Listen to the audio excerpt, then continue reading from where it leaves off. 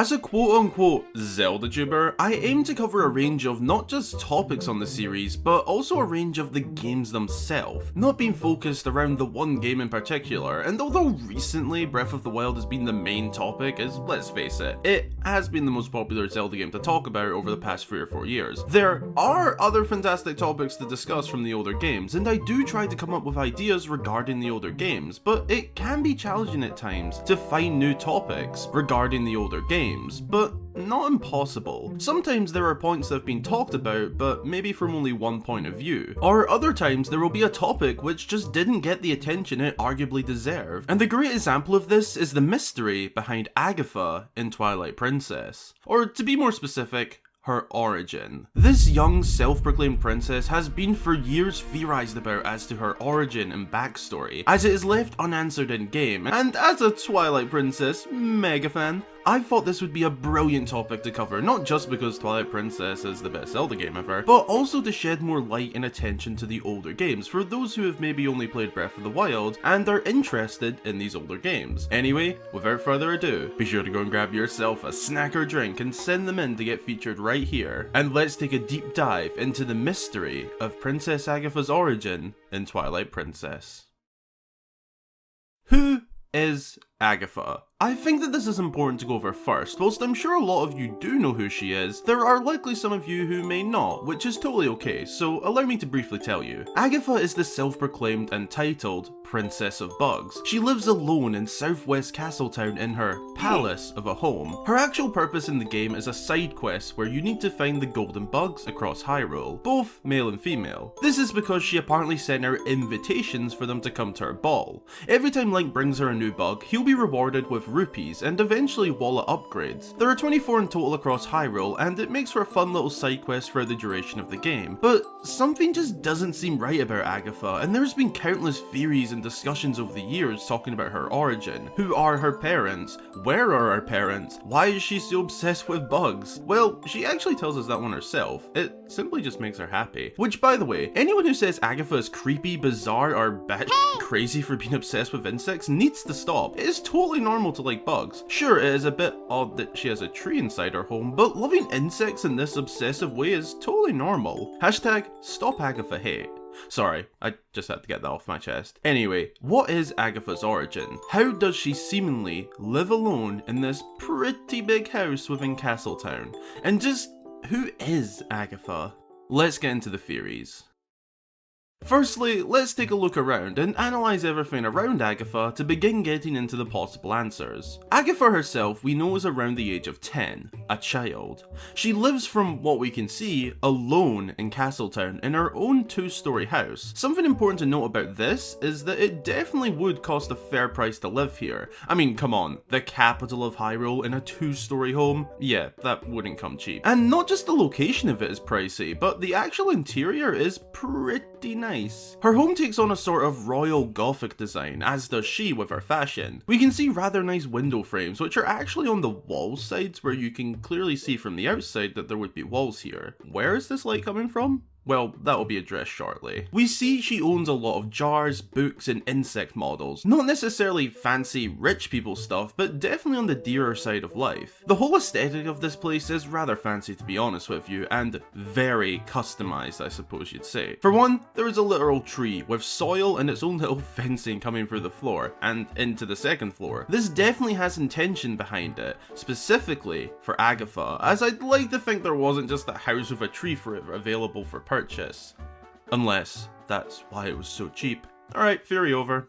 Jokes aside, this place was clearly made specifically for Agitha. This is a custom home. But Agitha is only 10. How could she afford this? Well, some may argue that her parents pay for it, but then that begs the question of who are her parents and where are they? Why would they just leave their 10-year-old daughter alone in a 2-story home, with the door unlocked as well? This isn't your ordinary home. Not just that, but where does she get all of the money that she gives to Link for the bugs? This girl is handing out 50 rupees at a time. Where is this money coming from? Or point being, who provided all of this? It definitely wasn't Agitha. Well, there are two possible answers / theories to this mystery. Firstly, it has been suggested that Princess Agitha is actually a long-lost Kokiri from the days of Ocarina of Time. Right away, you'd probably question how exactly she is here though, as we learn in Ocarina of Time that the Kokiri children are bound to their village under the protection of the Great Deku Tree, and that if they leave the forest they'll die. But there is one minor problem there. At the end of Ocarina of Time, we see multiple Kokiri children at Lon Lon Ranch celebrating with everyone else. This is explicitly outside of the woods, and nothing has happened to them. They're just here and fine and living. There is a chance that that whole Kokiri can't leave the forest thing is complete and utter lies. Perhaps a tale told to the children to urge them to stay. I mean, you see this with parents in real life, to be honest. They tell you things that are really lies just to get you to believe stuff, because you're young and easy to manipulate.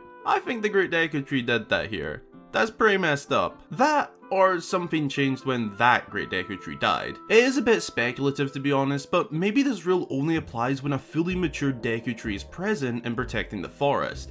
A force shield if you like. Assuming somehow the Kokiri can leave, as we do see them outside of the woods in Ocarina of Time, it has been suggested that Agitha could be the last of their kind. There are no signs of the Kokiri at all in Twilight Princess or further down the timeline, which is rather odd considering the game takes place only around 10 years after Ocarina of Time. Yeah, sure, the Koroks come around years later, but the Kokiri themselves just seem to vanish. And like I said, this game only takes place around 10 years after. If the whole Kokiri can leave the forest thing is true, perhaps following the events of Ocarina of Time, they left and spread over the world. Or maybe some did die, but a select few survived? Who knows, that's a theory in itself for another day. Point being, not long after the events of Ocarina of Time, the Kokiri are seemingly gone, nowhere to be seen. The theory goes that Agitha is actually a Kokiri, and that the royal family have paid for this luxurious home close to the castle. The reason for all the insects and tree in the middle are to make her feel more at home. The tree can even be a little nod to the Great Deku Tree if this was to be true. We can see in Kokiri Forest these sort of particles flying across the screen. Perhaps these were bugs or golden bugs, similar to what we see inside her home. It would explain the money as well. The royal family presumably have a bottomless pit of rupees, so I don't find it too hard to believe that they could be providing Agitha with them to pay people for bringing her bugs, making her feel more and more at home. This is a solid theory in my opinion, but is ultimately flawed by one key thing. Agitha doesn't have a fairy. All true Kokiri are assigned a fairy by the Great Deku Tree. Whether the first or the sprout, she should have a fairy, but doesn't. I mean, come on, even Link got a fairy, and he isn't even Kokiri. For me, this rules out the possibility of her being the last Kokiri, and while still being a super interesting theory, I believe that the truth is very different. As I mentioned earlier, there are two possible answers to this mystery, so what's the other? Well, the theory and our answer that I believe is more likely is that Agitha is actually a long-lost member of the royal family. Well, maybe not long lost, but lost. Maybe exiled or hidden is the better term. Point being, I believe that Agitha is actually a member of the royal family who was hidden away from the public eye.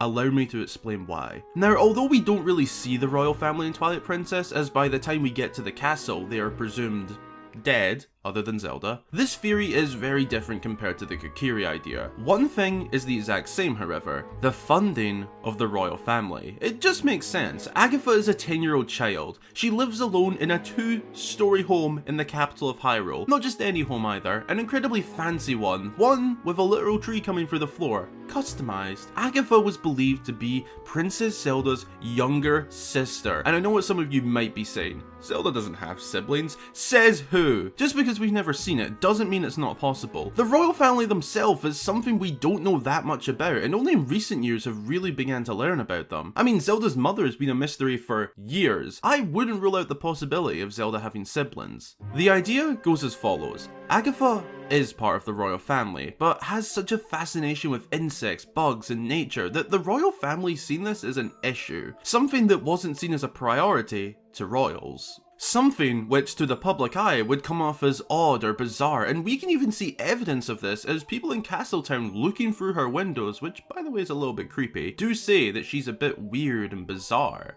So that's true, people do see her that way. And I honestly believe that the royal family would have viewed it this way too. This is a real problem with royals in real life, to be honest with you. Children born into a royal family never live a normal life. They have to follow the ways of a royal family, and I think what happened with Agitha is that her obsession grew so strong that the royal family saw over the years that it hadn't changed and wasn't going to. This wasn't some sort of phase, mom.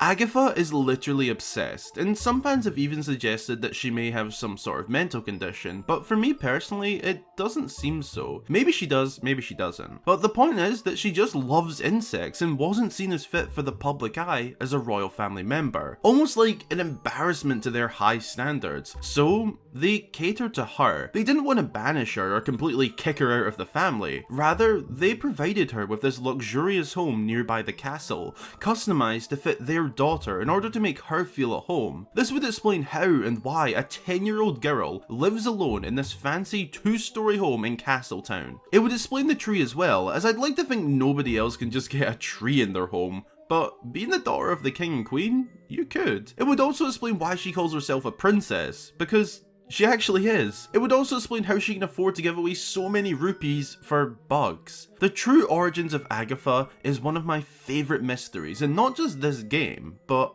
all of Zelda. Either theory could be true, but I personally believe that the latter is far more likely. She even dresses like an actual princess, and not to fashion bash or shame or anything like that, but compared to the average look of a Castletown resident, she does wear rather fancy and eccentric attire. The expensive looking, fancy custom and personalised for bugs to live in home, the wealth, and the title of princess is exactly why I believe Agitha to be a royal secret, a royal family member who was hidden away due to her deep obsession with bugs. Thanks a ton for watching. I really hope you enjoyed the video, and if you did, be sure to drop a like and consider subscribing for more Zelda content. What do you think of the self-proclaimed princess of bugs, Agitha? Could she be the last of the Kokiri, or a long-lost royal family member, or maybe someone else entirely? Leave a comment below with your thoughts and look out for my replies.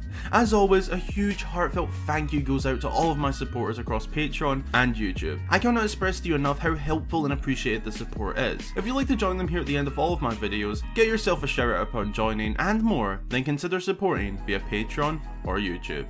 Again, thanks for watching, and until the next time, I've been Hyrule Gamer.